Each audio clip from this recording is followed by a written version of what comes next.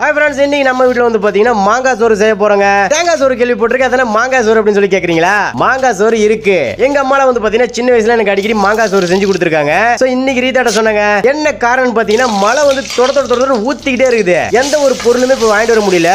அவசரத்துக்கு வந்து பாத்தீங்கன்னா பக்கத்துல மளிகை கடையில ஒரே ஒரு மாங்காய் வாங்கி வந்துட்டாங்க. இது வந்து பாத்தீங்கன்னா மாங்காய் சீசன் இல்லையா? சரி ஓகே, அந்த மாங்காய் வச்சு சிம்பிளா ஸ்வீட்டா ஒரு உணவு தயாரிக்க போறோம். கிட்டத்தட்ட ஒரு 20 மினிட்ஸ்ல இந்த மாங்காய் சாதத்தை ரெடி பண்ணிடலாம். ஒண்ணு இல்லைங்க, மாங்காய் வந்து பாத்தீங்கன்னா கேரட்டை சீவர மாதிரி நல்ல சின்ன சின்ன பீசஸா சீவி வச்சுட்டாங்க. ஆக்சுவலா இதுல வந்து பாத்தீங்கன்னா கடலைப்பருப்புமே போட்டு செய்வாங்க. நாங்க வந்து கடலைப்பருப்பு போடலைங்க. இதுல என்னென்னலாம் போட்டிருக்கேன்னு பாத்தீங்கன்னா வரமிளகா, இஞ்சி, கருவேப்பிலை, அதுல வந்து பாத்தீங்கன்னா கொஞ்சமா மஞ்சத்தூள், உப்பு ஆட் பண்ணிட்டாங்க.